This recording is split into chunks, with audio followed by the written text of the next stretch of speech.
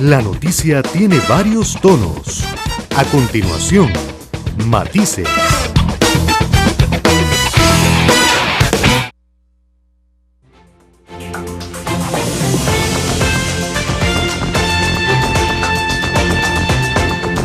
Vivimos en un mundo en constante cambio que usted merece entender, porque es imposible interpretar la realidad que vivimos sin conocer cada uno de sus colores. Porque muchos son los tonos de la actualidad. Presentamos Matices.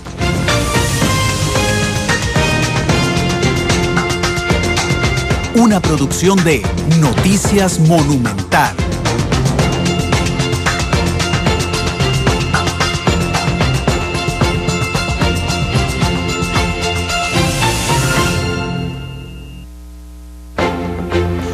Hola, ¿qué tal? Buenas tardes, son las 2:06. Bienvenidos a Matices, este programa de Radio Monumental, que es una producción de Noticia Monumental y que busca establecer análisis, debates sobre los temas que son importantes en Costa Rica y en el mundo.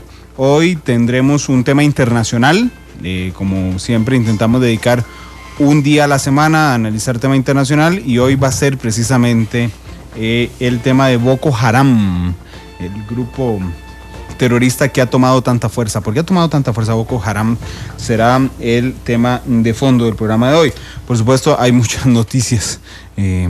Antes que eso, Isel Martínez, nuestra productora. ¿Qué tal? Buenas tardes. Buenas tardes, Randall. Buenas tardes a toda la gente que nos sigue a esta hora. Y ya prácticamente ha sido la tónica de los últimos consejos de gobierno. Algún cambio en un gabinete. Y hoy sí fue un cambio demasiado drástico. Se veía venir la caída de la ministra de Cultura, doña Elizabeth Fonseca, pero también tuvieron que ser cesados, o al menos tuvieron que dejar su puesto, sí, los dos viceministros, y también don Inti Picado, que era el que le tocaba gran parte de la organización del FIA. Sí, así es. Bueno, lo anunciábamos hoy al país a eso de las 11:45, que la ministra de Cultura, Elizabeth Fonseca, presentó su renuncia, los viceministros presentaron su renuncia, y don Inti Picado, efectivamente, sí, es la frase es muy cliché, esto de la crónica de una muerte anunciada. Sí. Pero efectivamente es así. Nadie esperaba que doña Elizabeth Fonseca se quedara en el gobierno luego del fiasco que significó el FIA 2015.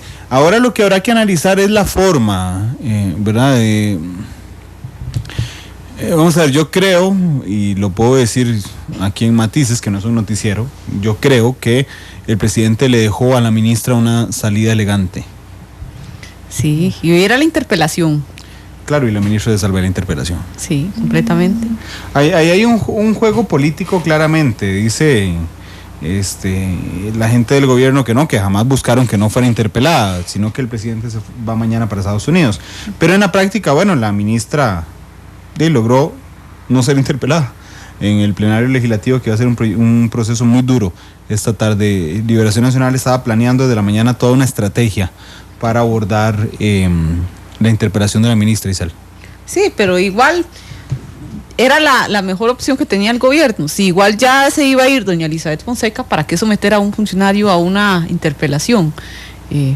Y sin duda de ser demasiado desgastante, iba a recibir muchos ataques en el plenario, y no es para menos. Entonces vos querés decir que estaba claro para el gobierno que se iba a ir ella.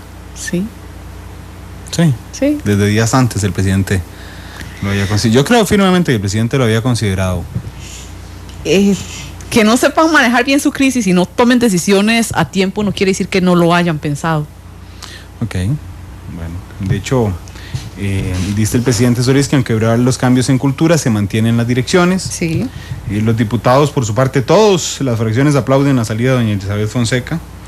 Y que incluso están valorando la posibilidad de llamarla, no a interpelar, porque ya no se puede llamar a interpelar, pero sí a la Comisión de Ingreso y Gasto Público. Como una particular. Sí. Sí.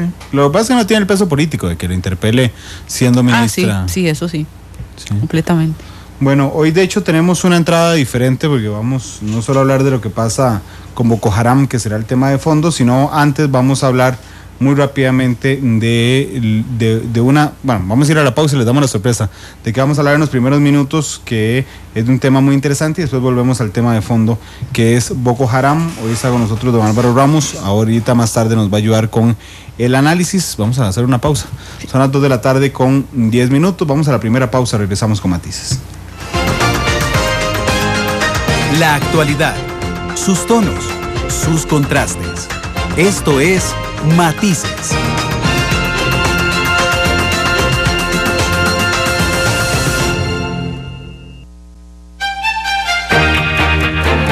Matices. Los tonos de la actualidad.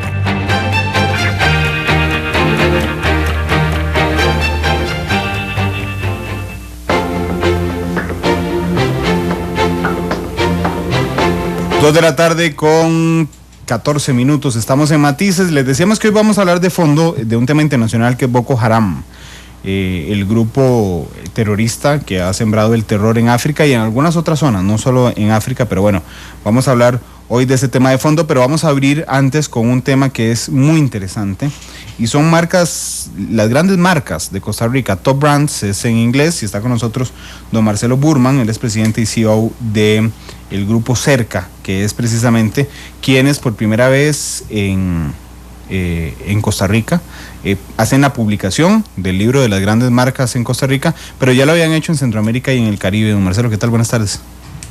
Hola, buenas tardes, gracias por invitarme. Es un gusto compartir con la audiencia la salida de este primer libro de las grandes marcas del país. ¿Qué son grandes marcas?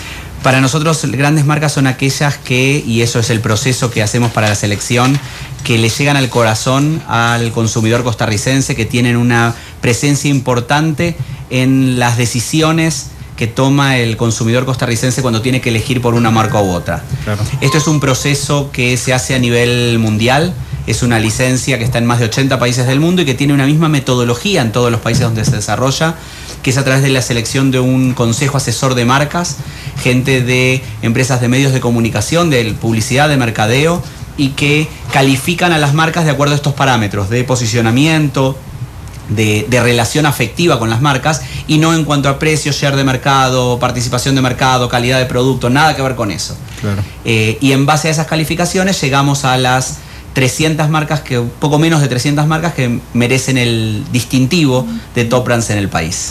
Claro, de hecho cuando uno estudia comunicación colectiva y estudia la primera parte que tiene que ver también con publicidad, hay algunos cursos en particular que se vuelven muy interesantes, porque te dicen, ¿por qué vos asocias una figura X con tal marca? ¿O por qué te parece más cercana cuando no distinguís entre precio, entre la cantidad o la porción del mercado que abarcan? ¿Qué hace que una marca se convierta en una gran marca para la gente? ¿Qué hace que uno se sienta tan identificado con marcas? Puede haber una gaseosa que haya diferentes marcas de gaseosa, pero uno se siente identificada con una, o con una empresa de hamburguesas, o cualquiera de estos bienes que se venden. Yo creo que básicamente es esa relación que generan con el consumidor, con el usuario del producto o servicio que están vendiendo. Hoy en día, con el crecimiento de las redes sociales, cuando una marca asume una posición en las redes sociales, se dice que la marca tiene personalidad. Entonces hay que pensar a la marca como si fuese una persona. O sea, ¿cómo me hablaría esa marca a mí si fuese un hombre o una mujer? ¿Qué me diría de este tema? ¿Qué me diría de este otro tema? Y eso es lo que genera una relación afectiva con las personas. Entonces, eso es lo que hace que uno se siente identificado con una más que con otra. Usted ha mencionado un contexto muy interesante que está viviendo en este momento la mercadotecnia, que es las redes sociales. ¿Ha obligado todo esto a hacer algunas variaciones en ese establecimiento y en esas categorías de marcas? En el estudio que hacemos nosotros, no. Eso se mantuvo igual, porque básicamente son parámetros que este jurado que califica determina del 1 al 10 en determinados principios, porque además es la misma calificación que se hace en todo el mundo. Nosotros, de hecho, el procesamiento de esto se hace en Londres, tenemos que mandar los resultados, ellos nos devuelven de acuerdo a las diferentes categorías quiénes son las grandes marcas del país. Y los parámetros que se toman son los mismos. Lo que sí seguramente cambia es cómo las marcas actúan sobre el mercado y sobre los consumidores para mejorar esa percepción o esa participación en el share de la cabeza, no share de mercado que cada una tiene, ¿no? Estoy viendo en el monitor de fondo de la cabina el Bayern Múnich contra el Barcelona, que por cierto, para los amantes de la Champions va 2-2 esta semifinal, pero va 5-2 el marcador global. Y no les cuento esto para que sepan que estoy viendo de fondo el partido, sino porque quería hablar de los equipos de fútbol, que es hay varias marcas en Top Brands. De hecho, que estaba viendo por aquí, está el Club Sport Herediano, en una, creo que está el Deportivo Saprissa también entre las Top Brands. Y la Liga. Sí, qué dicha, gracias a Dios. Cartago alguna vez lo veremos ahí de Top Brands. Pero, ¿qué genera esa? A mí me parece el ejemplo clásico, ¿verdad?, de este posicionamiento, porque uno no deja de ser liguista porque gane o pierde, porque juega bien o juega mal, simplemente es liguista y punto. Es un ejemplo muy claro. Absolutamente, es esa relación afectiva que uno tiene con esa marca de equipo de fútbol que hace que nos angustiemos cuando pierde, que nos pongamos felices cuando ganan, pero que nunca dejemos de seguirlo. Exactamente. ¿Sí? Entonces, es eso que se ha construido a lo largo del tiempo. Aunque los critiquemos. Absolutamente. Claro, vea, es que hoy tenemos a don Álvaro Ramos, que lo voy a saludar, que es nuestro analista del tema a fondo de Boko Haram, que está aquí con nosotros, pero siempre con su visión tan incisiva nos aporta en los temas de apertura. Don Álvaro, primero sí. Buenas tardes. Pues buenas tardes a todos, muchas gracias por la invitación. Me parece que lo que él toca es efectivamente afectivo.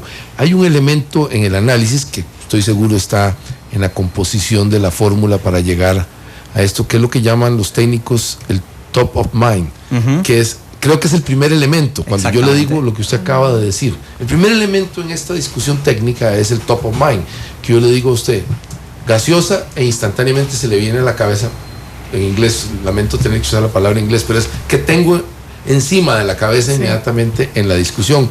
Y esto uno lo analiza cuando tiene negocios que tienen que ver con la cuestión masiva. ¿En qué momento? Y luego viene la frecuencia. Uno primero analiza el top of mind y luego analiza la frecuencia de uso. Son los elementos y por supuesto la historia y el elemento afectivo. Pero creo que el primero que yo pondría es el top of mind. Inmediatamente que viene a la cabeza, y obviamente las marcas que se van a mencionar hoy, que han mencionado, instantáneamente le vienen a la cabeza al ciudadano, de hecho, al consumidor. Sí. Ese concepto de top of mind es uno de los que le pedimos al jurado que tenga en cuenta cuando determina quién es o quién no es una de las grandes marcas. Ellos han relevado, el listado que les dimos fue de casi 3.000 marcas y esto se tamiza y llegaron a 280 marcas de diferentes categorías. Piensen en la cantidad de marcas que han tenido que calificar y pensar en esos atributos no tangibles, no objetivos, sino subjetivos. El top of mind es un argumento, es una característica subjetiva de la marca para llegar a esa calificación. Que tiene que ver con elementos del lenguaje también. Cuando uno estudia semiótica, por ejemplo, le dicen a uno, cuando se aprende el lenguaje desde muy chiquitito, digamos, el lenguaje nativo es el que siempre uno piensa en ese lenguaje.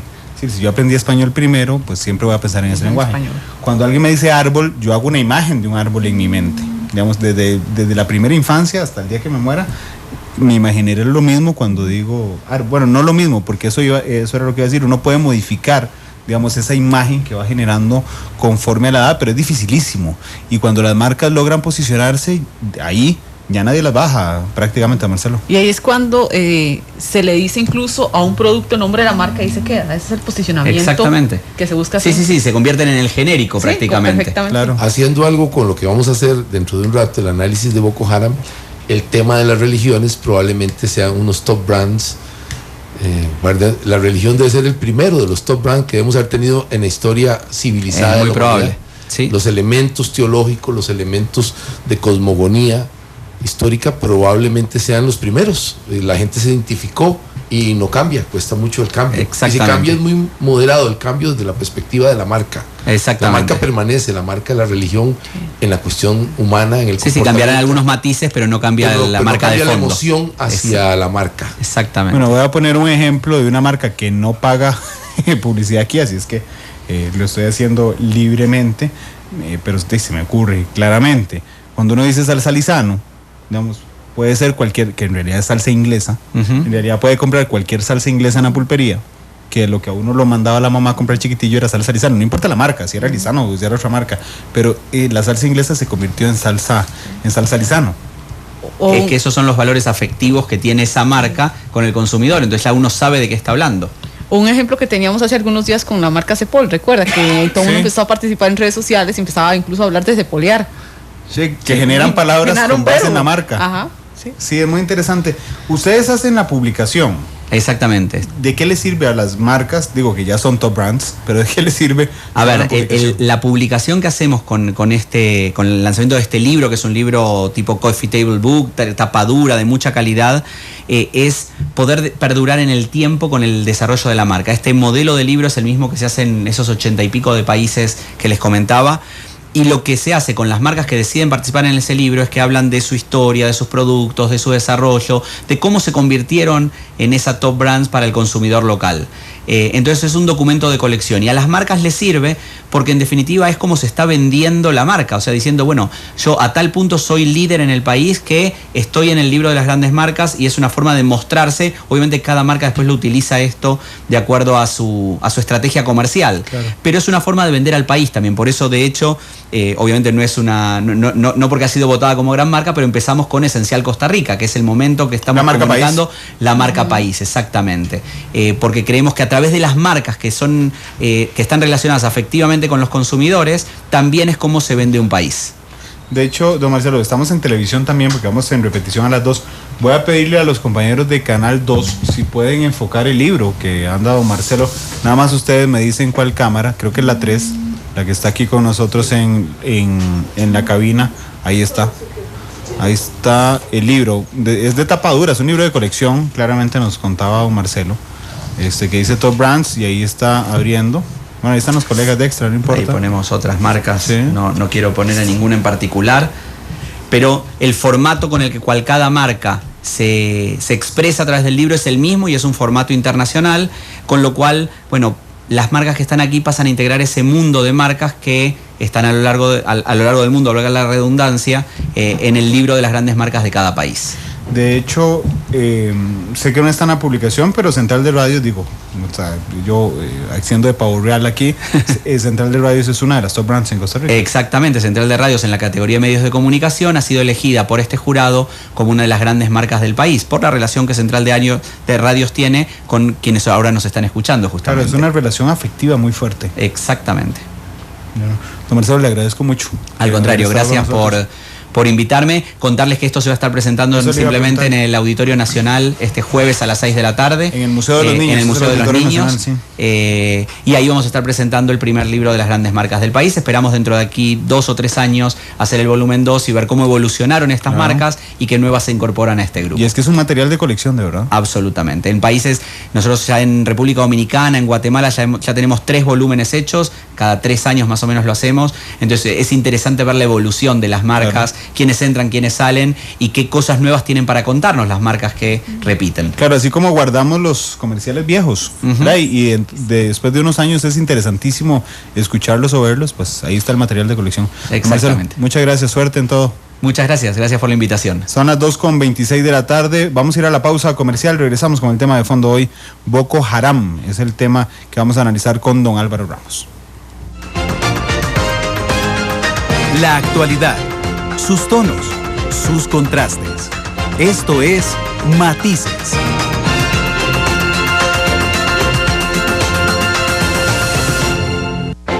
Dos con 30 de la tarde, estamos en Matices, entramos ahora sí al tema de fondo, Boko Haram. Seguramente usted ha escuchado, ha visto o ha leído noticias de un grupo terrible que secuestra a jovencitas en Nigeria, y que las chiquitas secuestradas 4 o 5 meses, 1 año, 2 años.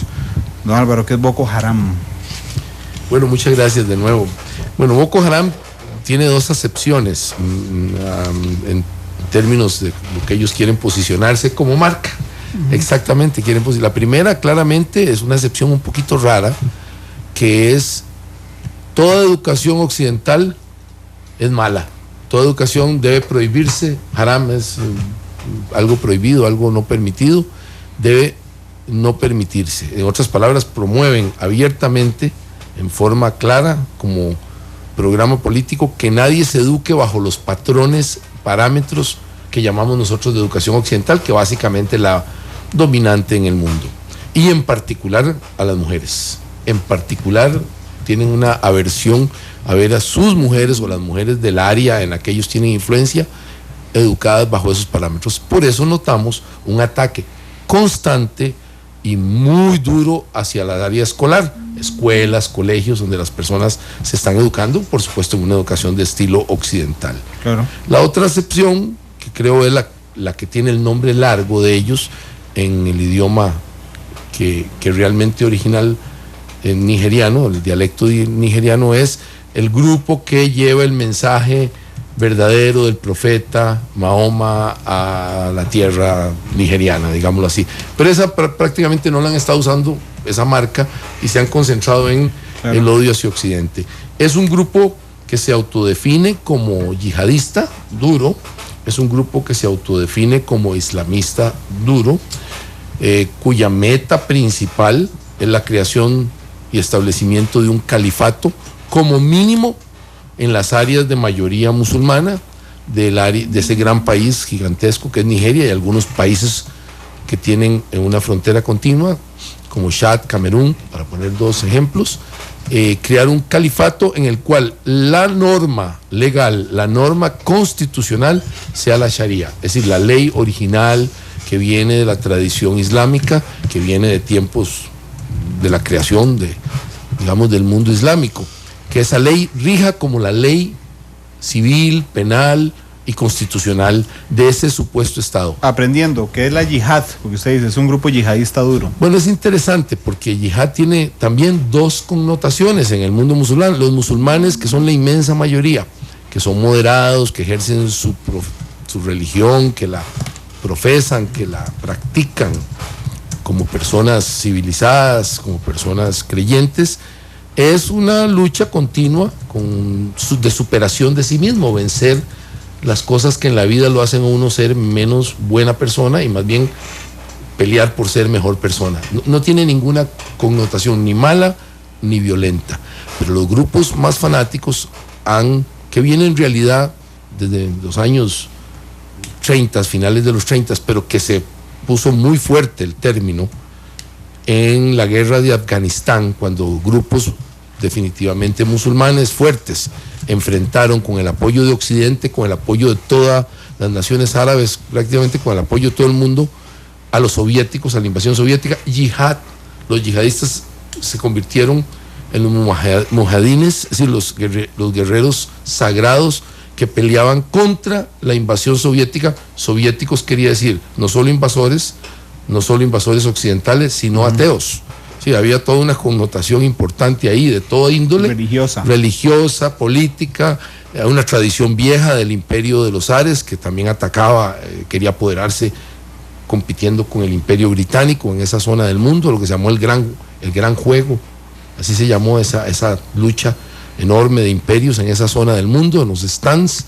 Y entonces tenemos esas acepciones. Yihadista hoy, para efectos de Boko Haram, es una persona que está dispuesta a luchar, a morir, a hacer actos violentos o violentísimos a terceros con tal de imponer el programa político de Boko Haram.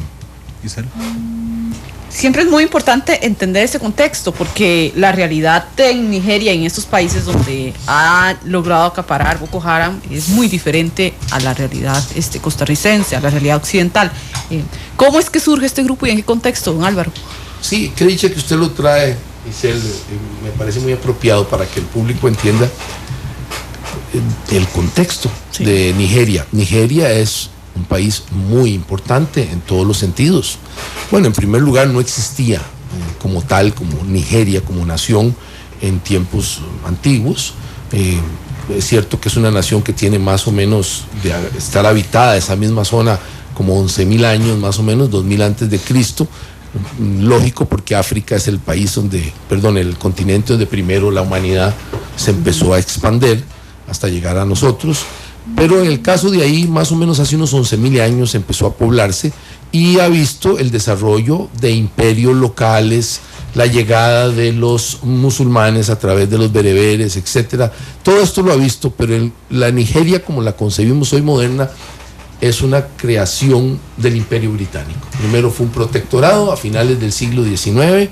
A principios del siglo XX se unificaron las dos grandes secciones, norte y sur, que tiene una gran importancia en la discusión.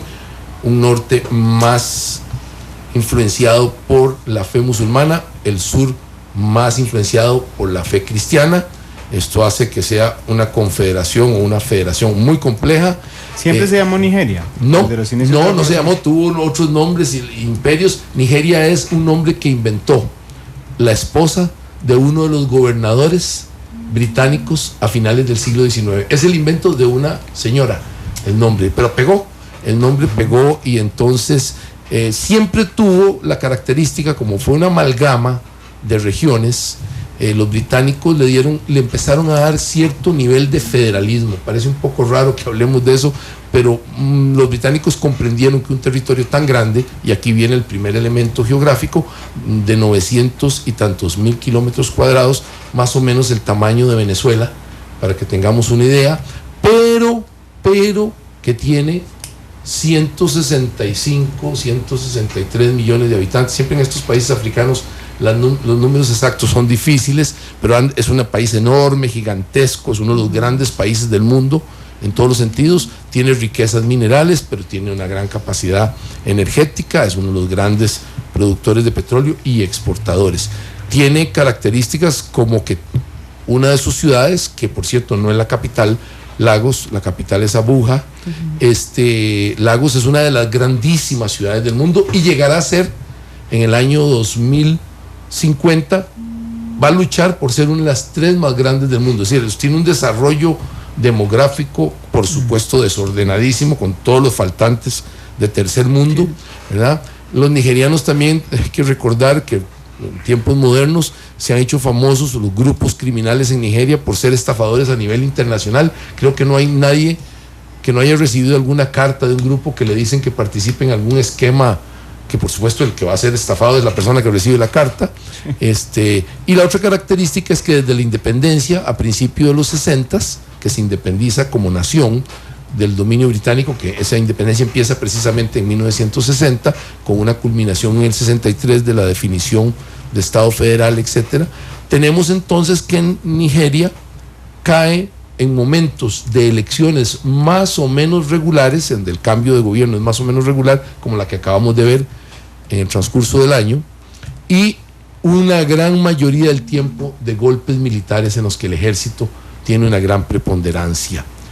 Esto aunado a que 2 masas grandísimas de fieles religiosos, tanto de un lado musulmán como de otro lado cristiano, que está compuesto por todos los católicos y las otras denominaciones cristianas, pues ahí tienen que convivir en un estado inestable político.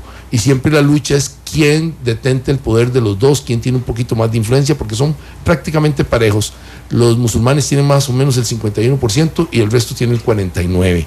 Y entonces lo acabamos de ver en la elección de este año, que acaba de suceder. Había un cristiano presidente y ahora ganó un musulmán, pero ganan por escasos márgenes, se gana apenas, y las dudas sobre la limpieza de las elecciones son muy altas en el mundo entero y entre ellos mismos. Eso hace que los gobiernos sean muy inestables. Hemos de recordar que no solo este problema de Boko Haram, que ahora lo tienen muy agudo, pasaron por algo en 1966-67, que fue cuando una de sus provincias, compuesta de en realidad 2 secciones de provincia, decidió declararse independiente, que era Biafra. Y para los de mi generación, por dicha no es la de ustedes, Biafra es un nombre terrible, porque el ejército nigeriano, ayudado me parece que por países también de Occidente y hasta del bloque soviético, rodearon a Biafra, lo lograron cercar y bloquear en un bloqueo muy difícil de ver, y las imágenes de hambre de los niños famélicos es todavía hoy un ícono para todos nosotros de lo que es una tragedia de un país y la tragedia de un pueblo que ha sido afectado. Es decir, las hambrunas, la situación de Biafra volvió otra vez al regazo federal de Nigeria, a la fuerza, y tiene entonces una historia importante. Uno modernamente podría decir que Nigeria contribuye a algún momento a la pacificación de todo el resto de África. Curiosamente, sus fuerzas armadas han estado bajo la tutela, bajo la sombrilla de organismos multinacionales africanos y de Naciones Unidas, sirviendo en los cuerpos de paz que han ayudado a pacificar regiones todavía mucho más violentas como Sierra Leona, como Liberia, en donde las tropas nigerianas, Nigeria es tan grande que puede suplir tropas para eso, han ayudado curiosamente, nada más lo traigo a colación, así como tiene aspectos negativos. Y otra característica que nos lleva al mismo problema es que los gobernantes, y sobre todo los gobernantes militares, que ha tenido muchos, uno de ellos legendario, eran extraordinariamente corruptos. Es decir, el estándar de corrupción mundial se mide en relación a los militares nigerianos cuando ejercen el poder. Es decir, es todo un estándar que uno dice, ¿podremos llegar a ser tan corruptos en determinado país como lo eran los militares nigerianos cuando han ejercido el poder? Y la respuesta es, tristemente, ese es un estándar increíble. Yo he tenido oportunidad de hablar con algunos diplomáticos y militares, digamos, que sirvieron en Costa Rica y que les tocó por casualidad servir de naciones poderosas en Nigeria, y dice que, voy a contar anécdotas para que la gente se ilustre, que en los recintos diplomáticos donde vivían las familias diplomáticas tocaba la puerta el equivalente a la compañía de teléfonos y le decía, señor, usted es el que pidió que le arregláramos el teléfono. Dice, no, mi teléfono está funcionando perfectamente bien. Y volví a insistir el empleado, usted pidió que le arregláramos el teléfono, le cuesta $50 que le arreglemos el teléfono, pero si está bueno, entonces usted quiere que se lo descompongamos para volvérselo a arreglar. El mismo funcionario venía y lo chantajeaba, hacía una extorsión. Ese tipo de cosas que hacen legendaria, digamos, de esos regímenes horribles que todos oímos, eso que estamos contando aquí histórico, toda esa tradición terrible, desde la colonia hasta nuestros días, es el caldo de cultivo que vemos en el que crece este virus que se llama Boko Haram. Y no olvidemos el otro aspecto del que son responsables las potencias occidentales todas, que es que de ese enorme país con una masa de población que todavía hoy es gigantesca, de 165, que lo fue grande en el siglo XVII, fue grande en el siglo XVI, de ahí secuestraron a millones de seres humanos, niños, mujeres y por supuesto hombres, para que en los barcos de esclavos arribaran a las costas del hemisferio occidental. Le hace Brasil, le hace el Caribe y por supuesto los Estados Unidos, y algo aquí en América Española. De ese mundo nosotros tenemos una gran responsabilidad los occidentales, porque este negocio terrorífico de la esclavitud tuvo un lugar muy importante donde, con la cooperación de los reyesuelos y príncipes de la misma Nigeria, de la misma región Ibo, etcétera, crearon las condiciones terribles de la esclavitud masiva que llenó todo lo que se llamaba el tráfico central del Atlántico Central, el pasaje, le llamaban eufemísticamente, yo lo llamo una de las grandes tragedias de la humanidad, el tráfico de esclavos. Vino, y Nigeria es algo muy importante. Entonces fíjese los golpes que esta misma población, esta misma, digamos, grupo de seres humanos que han vivido por milenios, mínimo 11 milenios ahí, ha sufrido. Es decir, ha sido una población que solo sufrimiento, y ahora vemos que las mujeres, en general, las más afectadas, las niñas, sufren observamos con las noticias que ustedes mismos sacan constantemente, sufren el embate de un grupo que lo que hace es masacrar, quemar vivos, asesinar y esclavizar mujeres, sobre todo jóvenes. Así que este es el ambiente en el que se mueve Boko Haram. Está viendo información de medios internacionales, un atentado que el mismo grupo Boko Haram hizo en unas ciudades al norte de Nigeria, donde incluso se decía que eran cerca de 3.700 las personas que habían sido afectadas, las personas muertas, pero que el gobierno dice que en realidad eran menos, una cifra menor. Estas desproporcionalidades que se dan entre la cantidad de personas que se mueren, que desaparecen, entre el gobierno y otros organismos internacionales, ¿es parte de ese desarrollo desordenado que usted dice, don Álvaro? Sí, y además parte de la fluidez. Boko Haram no tiene todavía las estructuras ni militares ni mucho menos políticas para dominar secciones enteras, pero el hecho es que hace escasamente unos 6 meses tenía control o casi control de 20 ciudades la parte nororiental de Nigeria. Es una esquina nororiental que corresponde a 4 secciones. Uno la podría llamar provincias, ellos lo llaman estados, pequeñas, pero importantes desde el punto de vista del control que ellos pueden ejercer. Entonces, militarmente ocupan ciudades, el ejército estaba muy poco reactivo, y ahora sí está mucho más activo en operaciones contra ellos, fuerza aérea, etcétera, y ha logrado retomar ciudades, pero también ha hecho lo que siempre sucede con grupos de este estilo, que se han expandido a ciertas áreas rurales y han ocultado sobre todo a las mujeres. Es decir, una y otra vez insisto en el problema del secuestro y abuso intermitente y constante de las mujeres que esta gente tiene, les niegan todos los derechos, etcétera. El ejército está retomando la iniciativa hoy la tiene el ejército, pero no es un ejército realmente que esté motivado políticamente o por principios democráticos. Mientras eso no suceda, estamos hablando de dos males. El menor es el ejército, lógicamente los dos males, probablemente el 99% de la población se queda con el ejército, pero las instituciones no tienen la tradición de proteger en Nigeria a la población y ciertamente no a las mujeres. ¿Por qué golpearon? Una gran pregunta, escuelas y universidades. Y es muy interesante porque vea que midieron muy bien, se ve que conocen bien su propia, digamos, en ambiente político. Y con solo los golpes que dieron a las escuelas provocaron una cosa extraordinaria: el cierre de todas las escuelas regionales. Sí. Es como que nosotros aquí nos asaltaran una escuela, voy a poner un ejemplo, en Atillo, y provoquemos el cierre de todas las escuelas de San José, por miedo a que continúe esa actitud. Claro.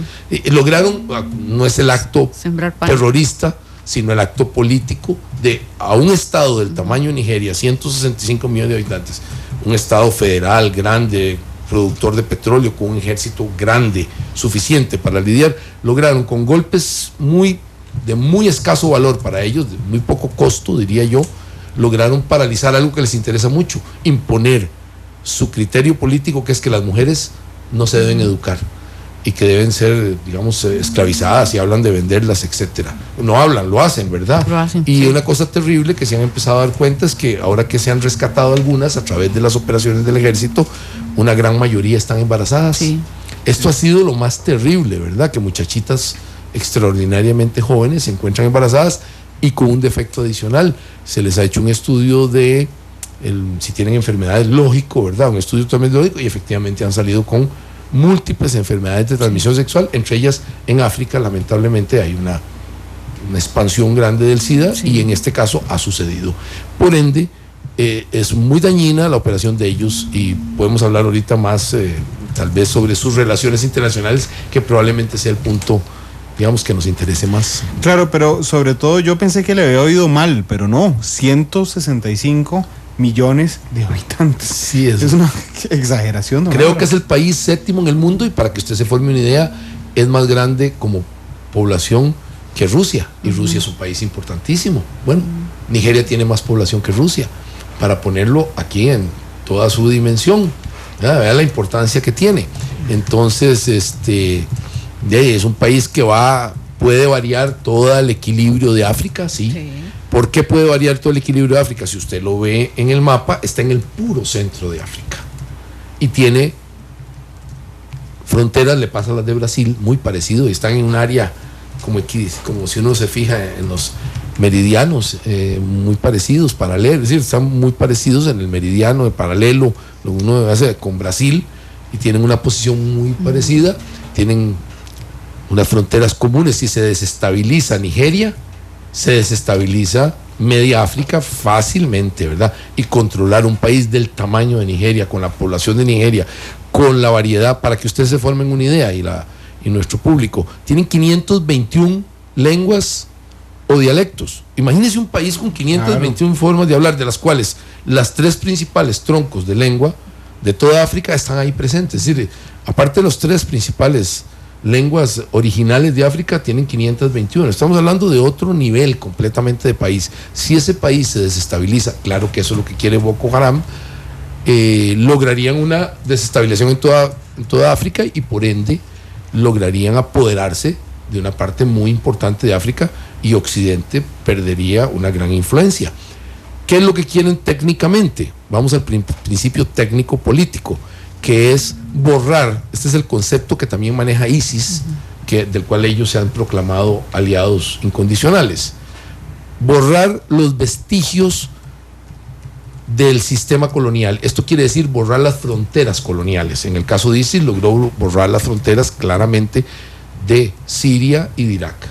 Tiene unas áreas comunes que domina y que hace que no existan más aquellas fronteras programadas, elaboradas por los ingenieros militares y políticos británicos y franceses. En el caso de Nigeria y del resto de África que está ahí, igual. La idea es, con un estado, un califato, un estado islámico poderoso, violento, borrar los vestigios que ellos consideran. Ellos odian el nombre de Nigeria, ellos aborrecen la institución que significa el Estado nigeriano, porque lo consideran un heredero perfecto del sistema colonial por ser un sistema federal. Entonces ellos quieren un Estado más puro, más islámico, impuesto. Borrar el sistema colonial es la meta número 1. La segunda, una vez logrado eso, el califato, que ya lo proclamaron ellos, pero ahorita están aliados de un gran, digamos, de un sistema de califato más grande que es el de ISIS en el área del Medio Oriente, una alianza estratégica de largo alcance. Y por último, definitivamente imponer, y yo diría exterminar probablemente aquellos que no se conviertan. La conversión de los cristianos, la conversión de los animistas y cualquier otra fe que haya por ahí, imagino que la gente de fe hindú, etcétera, convertirlos a la fuerza, y aquellos que no se conviertan, yéndoles bien, expulsarlos. Es al que le va muy bien, y el que no, pues ser eliminado o vendido como esclavo, que es lo que en realidad han hecho. Se parece, a mí se me parece por lo menos, a ISIS mucho, porque lo que quieren es formar un califato en un territorio en particular, igual que ISIS. Lo que pasa es que tal vez ISIS hace ataques terroristas y masacres con una lógica mediática, y Boko Haram no lo hace en una lógica mediática, sino una lógica directamente al punto. Es decir, que se cierren las escuelas por miedo, para que no siga enseñándose la cultura occidental, don Álvaro. Cuestionar la legitimidad de las instituciones del Estado nigeriano. Lo han logrado en 20 ciudades, lo han logrado en muchos pueblos, que el Estado nigeriano tenga que recuperar por la vía militar uno por uno, y no por las instituciones regulares, educación, salud, asistencia social, cuestión de matrimonios civiles, matrimonios, lo que sea, todo eso, lo normal de un Estado, ellos no lo permiten y han logrado tener ese grado. En el caso, una cosa interesante también aquí es que estamos hablando de dos posiciones diferentes. En el caso de ISIS, usted se ve que toda la ambientación en la que se mueve ISIS, con un pequeño minorías cristianas, los asirios y algunos católicos y algunos ortodoxos que hay en la zona, pero muy poquitos, un 1% de la población o algo parecido a eso, en el área de Siria, en el área de Irak. En cambio aquí tenemos la mitad de la población de un país gigantesco, es decir, 80 y tantos millones de habitantes que son cristianos, y los van a, imagínense, nadie ha intentado en la historia de la humanidad forzar, por lo menos como plan político, eso obviamente todos aquí en esta mesa sabemos que no se puede hacer, pero tener la visión, la estrategia política de convertir a la fuerza 80 millones de personas o exterminarlas si no se convierten, o expulsarlas, creando una de las grandes expulsiones de la historia de la humanidad, probablemente una de las grandes tragedias también de la historia de la humanidad. Ese es un esquema y un plan político fantástico, digámoslo así, alucinante, por decirlo menos. Y entonces este es el plan. Imagínense en el ambiente en que podemos caer, en una guerra civil extraordinaria. Ya tuvimos en Nigeria en los años 60 una guerra civil que costó muchos muertos y tragedias, y una imagen terrible de hambre, de miseria que se repartió en esa zona. Ya tuvieron esa capacidad triste de llevar a cabo esa guerra civil. Esa posibilidad se puede repetir ahora, una guerra civil. No es lo mismo porque ISIS trabaja en un ambiente, digamos, mayoritariamente musulmán, y aquí usted está enfrentando a gente completamente diferente alrededor. Además está afectando a terceros países, Chad, Camerún, Níger. Usted está afectando a terceros países que no están en su juego político, que no vienen de la misma herencia política británica. Por ejemplo, Camerún viene de una herencia alemana, fueron los alemanes los que, y Chad tiene más relación con los franceses. Es decir, usted nota que entonces van a imponer un proyecto político, un programa político de primer nivel, muy duro, muy primitivo, por cierto, fuera de todo contexto moderno, a naciones y pueblos que absolutamente no lo comparten, ni históricamente ni nada, pero la expansión es tan fuerte que ya han operado en estos otros 3 países. han afectado poblaciones fronterizas, y igual con la misma ferocidad y con la misma violencia. Cuando uno, a lo largo de estos programas hemos analizado mucho conflictos y guerras que se han dado en todo el mundo, siempre se hace mención a esas barreras políticas que el mismo ser humano hizo sin respetar la diversidad de los pueblos, la cultura, los idiomas. Cuando uno ve los datos de Nigeria, que usted mismo, don Álvaro, ha dicho que ahí se hablan 521 idiomas. Lenguas, idiomas y dialectos, obviamente. Y dialectos. Es Nigeria también víctima de todo eso, de todas esas fronteras que ha puesto el mismo hombre y la poca, quizás... que no se han adaptado bien al contexto que se les ha impuesto durante todos estos años. Sí, Nigeria es una creación de los imperios, en particular del Imperio Británico. Sí lo es una creación artificial. Si se hubiera dejado naturalmente, si los occidentales los europeos, en este caso concreto, no se hubieran metido a esa sección de África, que fue una de las primeras en las que trataron de colonizar desde los tiempos de los portugueses, que exploraron, fueron los primeros que exploraron esa zona y empezaron con el tristísimo tráfico de esclavos. Fue de lo primero nefasto que se procedió. En lugar de avanzar en el descubrimiento y el intercambio comercial y el intercambio de tecnologías, no, el tráfico de esclavos fue, y el de oro y el de marfil fueron los temas. Es decir, todo lo que es, digamos, desagradable del comercio internacional, el más desagradable de todos, el de esclavos, nació ahí, en esa zona. Entonces, claro, viene con esa carga. Y además se dio lo que a finales del siglo XIX se llamó en inglés, una palabra en inglés que es The Scramble of Africa, que es que los poderes europeos empezaron a armar el rompecabezas de África, a ellos a su gusto. Los franceses teniendo las partes cercanas a los desiertos del norte, en la parte saharática, y luego los ingleses más metidos en las partes centrales y con una gran guerra que provocaron en Sudáfrica, y luego los portugueses con sus 3 colonias principales, ¿verdad? En Mozambique y Angola principalmente. Usted ve que las potencias europeas coloniales puras, los españoles en el Marruecos español, para poner un ejemplo, todas estas potencias, y quedaba solo prácticamente sobreviviendo Etiopía, que al final Mussolini en los años 30 al principio lo invadió en una forma terrible que provocó la caída de la primera versión de las Naciones Unidas, la Sociedad de las Naciones. Entonces vemos que África, los occidentales no la hemos dejado desarrollarse naturalmente con sus riquezas, con sus instituciones políticas, sino que hemos impuesto un esquema que siempre fue colonial.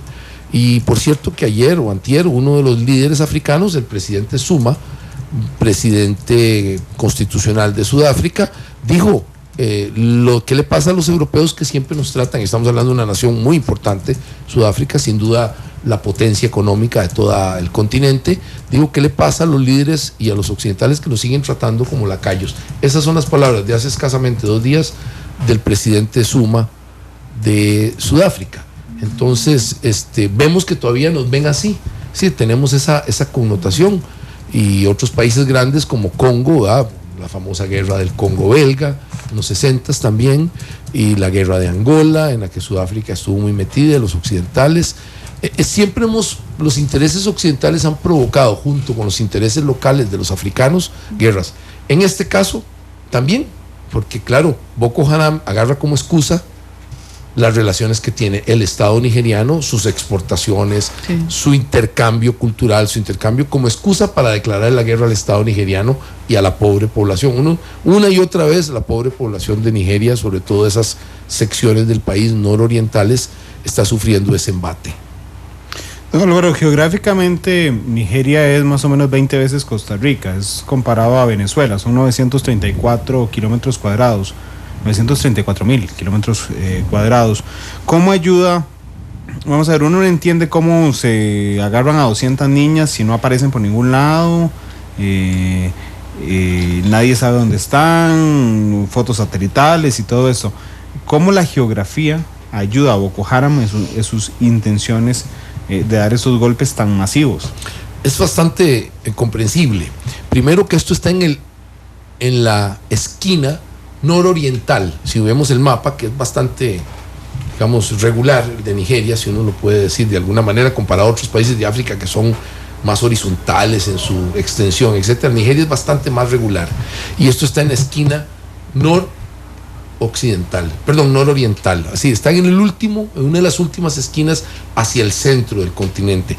Esto hace que las vías de comunicación sean las más primitivas, lo más difícil, esté muy poco avanzada, la sección de salud, la sección de aeropuertos, etcétera. Es fácil esconder 200 niñas a un grupo como este, porque estos países, por la misma dependencia colonial, nos pasa un poco en algunas secciones de América, tenemos el desarrollo en las costas.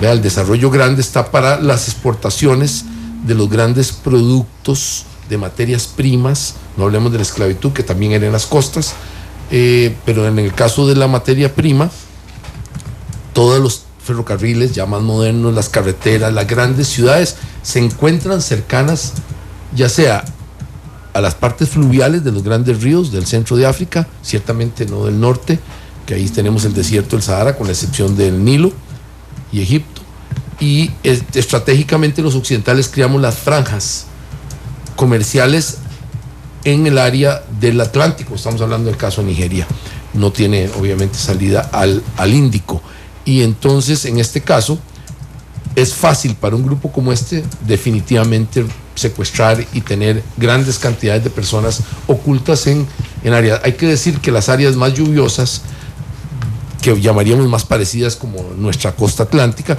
están por supuesto hacia el Atlántico, y conforme usted avanza hacia el interior del país, en el caso de Nigeria, disminuye sustancialmente el nivel de precipitación, y usted tiene en esa zona digamos, condiciones probablemente parecidas a lo que sería una especie de la parte de alta de Guanacaste. Probablemente tenga una caída pluvial, una precipitación pluvial parecida a las partes altas de Guanacaste. Es decir, es más seco y menos selva densa, digámoslo de esa manera. Don Álvaro, ¿sobre qué gira la economía nigeriana? ¿Sobre el petróleo?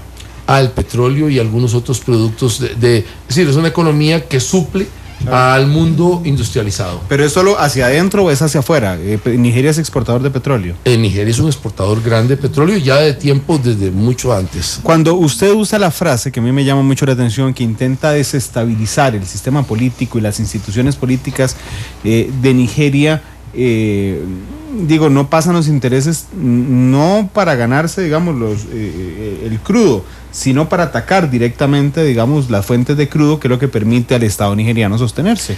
Por cierto que esto sucedió en un tiempo, curiosamente no ha estado sucediendo últimamente, están más concentrados en lo que usted llama correctamente, apunta, el ataque a las instituciones, el ataque a la credibilidad, el ataque a la es más político el ataque, el miedo en la población. Pero hubo un tiempo en que en el delta del río Níger, que por cierto es el delta más grande del mundo, físicamente hablando, estamos hablando de cosas muy grandes aquí, por cierto es el delta más grande del mundo, el ataque era precisamente a la producción petrolera, precisamente. Hubo un tiempo, curiosamente, probablemente el ejército decidió y la fuerza naval y la fuerza aérea, particularmente aquí probablemente sea importante la fuerza naval, proteger el delta. Y entonces ahí pues es difícil las operaciones, deben haber pequeñas operaciones, pero terrorismo usted no le puede hacer cuando las compañías petroleras tienen la capacidad de pagar mercenarios, etcétera, mucho más capaces militarmente que Boko Haram de defender sus instalaciones, y el ejército también.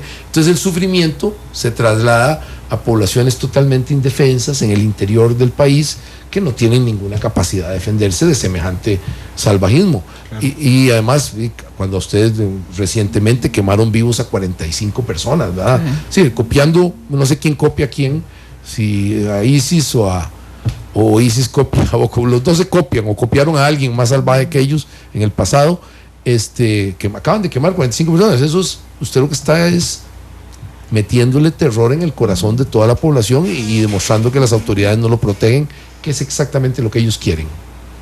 ¿Cuál es el costo sociopolítico de toda esta situación? No solo en Nigeria, sino en otros países que en este momento se podrían ver afectados. Sí, el miedo que hay claramente es que si ellos logran, digamos, tener un área grande y hacer campos de entrenamiento, la larga tradición que tiene Nigeria de relación con Occidente, muy fuerte, pueda ser permeable. Nigeria es un país que tiene millones de personas en Occidente. No estoy hablando ni de su fe, pueden ser cristianos y pueden ser, pero tienen millones de personas en todos los países de la antigua comunidad británica, porque de esa relación eran parte de la Commonwealth. Por supuesto usted encuentra nigerianos en los Estados Unidos, incluso por aquí, en América Latina uno ve el estilo de nigeriano que vende, son como vendedores de productos en la calle. Venden carteras, uno va a cualquier país de Europa y de las ciudades grandes de América Latina, y uno ve gente que evidentemente son africanos por su forma de hablar, por su forma incluso de comportarse, y que venden productos como de piratería, carteras falsas de marcas famosas, etcétera, relojes falsos. Tienen una gran diáspora, si usted quiere llamarlo de esa manera. Es una nación muy grande con capacidad de exportar grandes cantidades de personas por razones económicas o políticas, dejémoslo en económica. Si Boko Haram logra establecer una base de operaciones y entrenar, la posibilidad de infiltrar terroristas en todo el orden de Occidente es mucho más grande, aunque parezca mentiras, que la posibilidad de que tenían algunos estados más, como Afganistán, por ejemplo, para poner uno, de que estaban mucho más cerrados, mucho más en una economía menos productiva. Nigeria hace mucho es un país integrado a la economía mundial. Sí, es un país totalmente integrado y particularmente es un gran suplidor de los Estados Unidos es uno de los grandes suplidores de energía de hidrocarburos de todo tipo a los Estados Unidos, para decir una gran potencia, y en general a todo el mundo, pero en los Estados Unidos tiene una relación. ¿Y por qué? Tiene un gran sentido. Está en la costa occidental de África. Eso es un viaje muy corto para efectos de la discusión de días de los grandes petroleros a las costas orientales de los Estados Unidos, a la costa este de los Estados Unidos, por ende, y al Golfo. Es un productor confiable, relativamente fácil, no tiene que estar en las áreas complicadas del Medio Oriente o alguna otra de esas complicaciones que los Estados Unidos pues siempre tienen miedo. Le pasa como con Venezuela, que está a escasos días de la exportación venezolana. Es muy importante porque es muy fácil de recibir en el Atlántico, y sabemos todos que el Atlántico es un mar que los Estados Unidos controla estratégicamente. Entonces, un suplidor de primer nivel como Nigeria, supliendo a los Estados Unidos en un mar que los Estados Unidos, un océano que los Estados Unidos controla, militarmente tiene un gran sentido. De ahí la importancia. Es decir, estamos hablando de un Estado que, si logra los señores de Boko Haram desestabilizar y logran, digamos, penetrar sus instituciones y logran exportar su modelo de terrorismo, Occidente va a pagar un precio muy caro y vamos a ver terrorismo nigeriano en muchas partes del mundo. Don Álvaro, las Fuerzas Armadas de Nigeria, en lo particular, tiene unos 85,000, vamos a ver, yo busqué el dato por aquí. Es el ejército. El ejército tiene 85,000. El ejército, sí, porque son tres, las Fuerzas Armadas está compuesta por tres niveles de sí, composición. El ejército de Nigeria, la Armada de Nigeria y la Fuerza Aérea de Nigeria. Y la milicia. Tiene una milicia parecida más o menos a otros 80 y tantos mil hombres, que uno para combatir el ejército normalmente regular está hecho para el control de la soberanía, claro, y la milicia para el control interno. En este caso los dos tienen que emplearse junto con la Fuerza Aérea, ¿verdad? La parte de helicópteros, la parte de apoyo terrestre mediante pequeñas aeronaves de apoyo terrestre, de ataque terrestre, para controlar a un grupo como Boko Haram. La milicia, que es de otro tanto, 85,000 a 90,000 hombres, sirve para esta operación. ¿Qué es una milicia? ¿Cómo la definimos para, yo que no sé nada de seguridad, imaginarme la diferencia con el ejército? Sí, uno tiene, en un estado federal habría que verlo, en Nigeria un poquito más, estudiarlo más, pero normalmente uno tendría una policía local clásica, que es la que se encarga del vicio, del control social normal, de las patentes, de controlar las cárceles normales. La fuerza pública. La violencia. Sí, una fuerza pública mediatizada que es ser muy modesta. Esa esa policía local es claramente la barre Boko Haram con su capacidad de fuego y de maniobra. Y luego tiene el ejército, que tiene el otro lado, tiene las armas pesadas, tanques, blindados, morteros, etcétera. Es pesado, su movimiento requiere de una logística grande, y sus soldados y sus oficiales y generales son profesionales normalmente, es decir, hacen de esto su carrera de vida, se pensionan, etcétera. En el caso de la milicia, puede tener una connotación de que los gobernadores locales, digamos, de las áreas en las que está dividido el país, las áreas principales políticas, tienen control, levantan esas fuerzas armadas livianas, son fuerzas armadas, no son policías, pero que algunas veces cumplen funciones de policía, con armas relativamente más livianas, con más movilidad, tal vez que el ejército, que no requieren la logística, la cantidad de camiones, la cantidad de trenes, la cantidad de barcazas para suplirlos, sino se mueven más fácilmente en la selva, en los pequeños ríos. Esas milicias con una relación mucho más local son las que normalmente probablemente sean la primera línea de fuego con apoyo del ejército cuando se necesita gran cantidad de fuego. Esas milicias es una híbrido entre ejército y policía. 85,000 soldados. ¿Cuántos miembros tendrá Boko Haram? Boko Haram se dice que en su momento más, porque ha estado en huida últimamente, tiene un nivel de combatientes como de 6,000 hombres, más o menos, pero con apoyo de unos 20,000, más o menos. Siempre es así, siempre en todas partes del mundo. Es curioso, es una cifra que se va como repitiendo, parece ser como las matemáticas militares, digamos así. Cuando usted quiere realmente llegar a una masa crítica de causar problema y desestabilización, más o menos usted tiene unos 6,000 combatientes de línea y unos 20,000 que apoyan de soporte.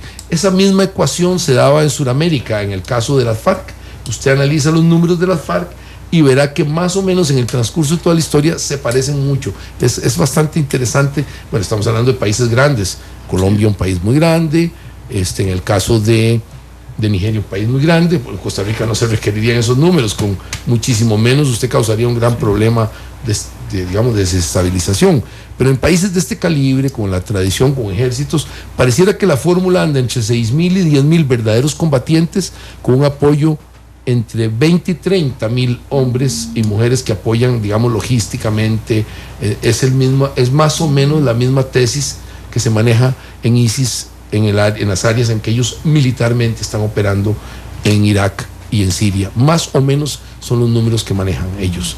¿De dónde proviene la mayor parte del financiamiento de Boko Haram? Sí, qué buen tema el suyo, porque en el caso de ISIS estamos claros que ahora el financiamiento viene de la explotación de petróleo en la parte del gran financiamiento, que se acerca más o menos a $1 millón al día, que es gigantesco, al día, sí, en el caso de ISIS. Pero en el caso de Boko Haram, los estudios, y aquí ha habido un estudio tipo policial más que militar o de inteligencia, indican que han sido lo que se llaman, lo que le ha dado más fuerza a Boko Haram han sido instituciones de caridad. Nos suena como muy bonito el nombre, no nos debemos impresionar por el nombre. Hay instituciones islámicas de caridad que se han dedicado a recoger dinero para dárselo a Boko Haram, para mantenerlo. Así fue como empezó el tema. Y entonces el estudio para, digamos, estrangular esta base económica ha sido de este estilo: cómo estrangular los donantes, llamémoslo de alguna manera masivos, que evidentemente mantienen a Haram, porque las áreas que ellos están controlando no son altamente productivas en nada. No tienen, así como lo que sí estamos claros de el caso, no hay una industrialización de base, no hay nada que mantenga. Sí, porque uno ve que ISIS, la explotación petrolera es el fuerte, como usted bien lo dice, saquea incluso en reliquias. No se ve lo mismo en Boko Haram, a pesar de que ellos tengan dominio de territorios. No, y en el caso de ISIS, cuando entraron a ciudades grandes como Mosul, para poner una grandísima, la segunda ciudad más grande y más importante de Irak, encontraron, se dice, $400 millones, entre 200 y 400, yo no he estado seguro, he oído las dos cifras, en efectivo en los bancos que habían. Es decir, los bancos, lógicamente, de una gran ciudad tenían millones de dólares para mover su flujo de caja normal, y se apoderaron de todo ese dinero para empezar la conversación, ¿verdad? Dinero de una cantidad fantástica. Entonces, eso no ha sucedido jamás aquí, porque Nigeria no tiene esas condiciones en el interior del país donde se está dando el conflicto. Tenemos varias preguntas en Twitter de Consulta Braulio. ¿Quienes dirigen las operaciones de Boko Haram e ISIS serán personas educadas en Occidente, don Álvaro? En primera De primera, en el caso de ISIS, para empezar por la pregunta, muy importante, la respuesta es sí y no. Sí, desde el punto de vista que el aparato militar de ISIS, si podemos hablar en esos términos, porque ISIS se parece más a un aparato militar con su sección política y no a unos políticos con su sección militar. La inmensa mayoría de lo que llamaríamos ministros y altos dignatarios de ISIS, con excepción de al-Baghdadi, que ese es una especie de clérigo, una especie, digamos, de hombre religioso, que es el jefe, el califa, la mayoría son exmilitares del ejército iraquí, la inmensa mayoría de rango mayor y teniente coronel, y esto hace claramente que sí. La respuesta tendríamos que darle a don Braulio es, en el caso de ISIS, probablemente estos mayores y tenientes coroneles, que hoy son los generales de ISIS y los ministros de ISIS y los viceministros de ISIS que manejan la economía, las operaciones militares, tuvieron en algún momento algún entrenamiento de Occidente, ya sea que Francia les diera para la Fuerza Aérea, ya sea que la antigua Unión Soviética o Rusia les diera en el periodo en que tenían muy buenas relaciones con Hussein y el partido Ba'ath, ya sea que otras naciones de Occidente los entrenaran en inteligencia, etcétera. La respuesta claramente es sí. Sí tienen un componente en el que Occidente tiene una responsabilidad de entrenarlos, y eso se está viendo. Las operaciones militares de ellos son claras y contundentes. En el caso de Boko Haram, no he visto esa característica de que hayan sido entrenados por Occidente. Creo que vienen más bien de un entrenamiento de carácter islamista fuerte, en el que algunos clérigos tal vez les dieron como la base más ideológica y religiosa fuerte, probablemente que venían, sí, ciertamente del Medio Oriente. En el caso de las mujeres y los niños, bueno, y los hombres también, que captura Boko Haram, porque actúan en este estado de Borno, donde han logrado inclusive controlar el 70%. En esa zona, ¿cuál es la realidad? Digamos, porque estaba leyendo una noticia de febrero, que se liberaron 687 mujeres y niños. ¿Y los hombres? ¿Qué pasa con los hombres? Normalmente la preferencia de ellos es la captura de mujeres y niños, particularmente niñas. Esto es lo que causa más terror. Con los hombres me parece que los someten o los queman vivos, como lo han hecho en el pasado, pero no ha habido esa captura masiva de hombres, y ciertamente no el secuestro masivo de hombres. No tenemos noticia, y usted mismo lo ha observado, de que haya sucedido eso. Al contrario, censo, en ISIS sí hemos visto la captura masiva de soldados, claro, o de cristianos, o de kurdos, o de las otras elementos, bueno, soldados por supuesto del régimen de Assad. Todo ese asunto lo hemos visto con claridad, y el fusilamiento y decapitación de hombres no lo hemos visto en el caso. Más bien el terror ahí ha sido hacia las niñas jóvenes. Las mujeres jóvenes han concentrado su horrible comportamiento militar, su horrible comportamiento como guerrilleros, lo han concentrado en causar horror a las mujeres jóvenes. Es decir, entran a una población, agarran a las mujeres, a los niños y se van. Normalmente las han secuestrado. Que es un golpe también muy, es un golpe emocional, más allá que llegar y saquear grande, su casa. Sí. Lo vemos en las grandes guerras, en la Segunda Guerra Mundial, primero cuando los alemanes entran a Rusia, y voy a decir algo muy fuerte, pero que es verdad, los alemanes entran a Rusia, les van ganando territorio, y conforme avanzan van violando a sus mujeres. Y cuando los rusos entran a Berlín de vuelta, hacen exactamente lo mismo.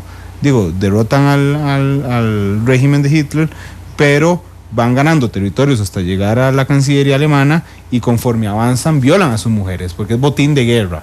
Y eso es un golpe psicológico tremendo para los soldados y para los hombres en Nigeria en este caso. Exactamente, es un golpe terrible, al prueba que se han cerrado gran cantidad de escuelas, y que la gente tiene miedo de mandar a sus niñas a las escuelas, porque la amenaza es: las que agarremos en escuelas son inmediatamente convertidas a esclavas para efectos sexuales y destrucción. Es decir, vea usted que esa es la connotación. Son testimonios muy desgarradores los más desgarradores que tenemos ahorita modernamente son los de ellos, de esas muchachas, y ha costado mucho recuperarlas. Prueba a ellos que las 200 tantas, que es la que causaron mayor revuelo internacional, 230, creo que fueron 232, no han sido recuperadas. Fueron que se escaparon.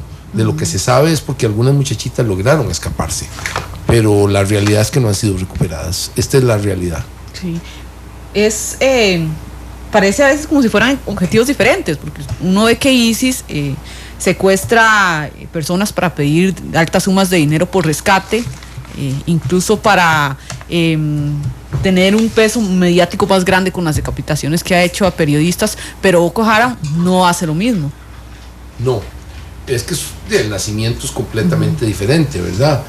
En la región de Nigeria, digamos, han convivido por mucho tiempo, por centurias ahora, las dos feas, y yo diría que probablemente animistas y todo, en las regiones más remotas.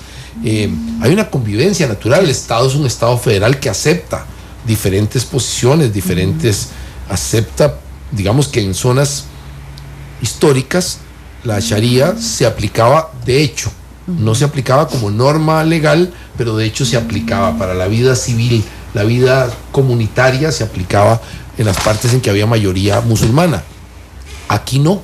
En el lado del Medio Oriente es la imposición de regímenes mucho más fuertes que el nigeriano, que controlaba mejor el régimen. El gobierno nigeriano nunca ha controlado su territorio en el sentido en que el régimen sirio controlaba, o en el régimen de Irak controlaba, o el de Egipto controla. Es totalmente decir, son estados completamente mucho más débiles.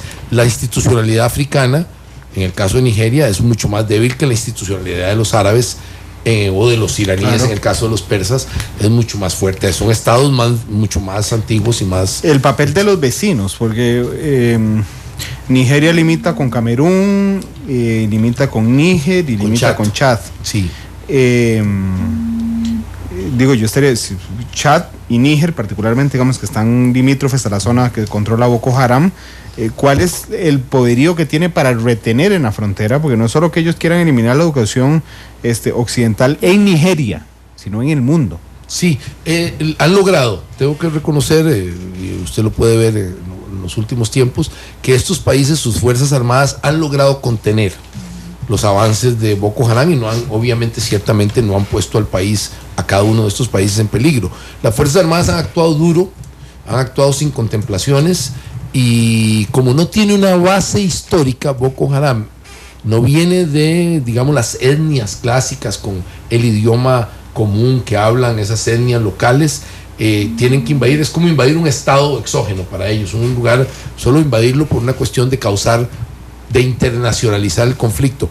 No han logrado internacionalizar el conflicto porque no tienen la fuerza para hacerlo, ni tienen los adherentes, pero claro que conforme vayan teniendo poderío en zonas productivas, van a tener los recursos para crear alianzas con grupos islamistas en esos países. No lo han logrado hacer a la fecha. ¿El Consejo de Seguridad de la ONU? Sí, obviamente el apoyo es al Estado nigeriano, 100%. Pero simbólico.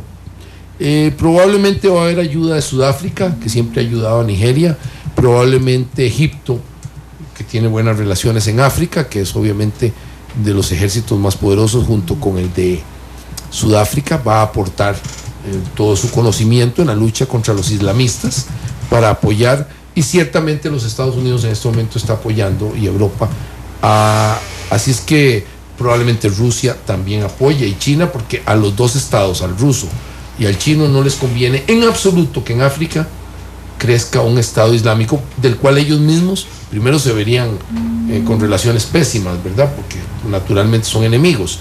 Y allá en sus territorios propios de Rusia, Chechenia, y en el caso de las provincias noroccidentales de China, en donde hay un cierto nivel de islamismo, los chinos y los rusos van a apoyar al Estado nigeriano con toda su fuerza. Así es que las posibilidades en Naciones Unidas son de un apoyo al Estado nigeriano y jamás a Boko Haram. No, Álvaro, muchas gracias por estar con nosotros. Hoy hemos aprendido mucho sobre Boko Haram. Espero que ustedes también en sus casas recuerden que pueden ver este programa hoy a las 8 de la noche a través de Canal 2. Y mañana no tenemos matices, mañana juega Herediano, Nuevo Santos contra Herediano, la semifinal del fútbol nacional, que la va ganando Herediano 2-1. En la noche mañana hay Clásico Nacional, Saprissa contra la Liga, va ganando la Liga 2-0. Barcelona se convirtió en finalista de la Champions League. Va a jugar contra el Real Madrid la final. Seguramente, perdió el Barça hoy, perdió 3-2 ante el Bayern Múnich en Alemania, pero no le dio no le dio el marcador al Bayern para pasar. Y mañana en la tarde juega el Real versus la Juve, porque es en el Santiago Bernabéu. El Real va perdiendo 1-0. 1-0. Le basta hacer un gol para remontar. Final española, a mí también me huele. Y no solo por el corazón, por la razón me dice que será final española entre el Barça y el Real Madrid. ¿Qué equipo es usted en España, Álvaro? Yo tengo que confesarle que yo no conozco mucho de fútbol. ¿De verdad? Sí, si usted me pregunta es la primera vez que yo lo escucho decir que no conoce de algo. La verdad, no soy gran conocedor de fútbol. Tengo que confesárselo aquí en público. Me hace una pregunta y no me gusta pegar un batazo, como dicen. Bueno, no, pero todo lo que sabe de todos los demás temas, opaca el que no sepa, pues no se preocupe. 3:27, nos escuchamos a las 7 en la tercera emisión de Noticias Monumental.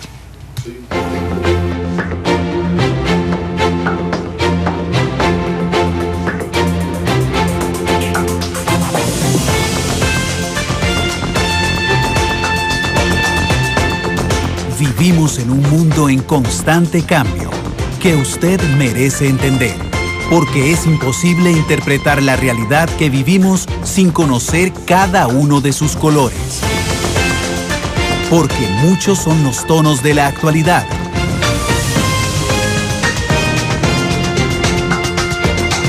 Una producción de Noticias Monumental.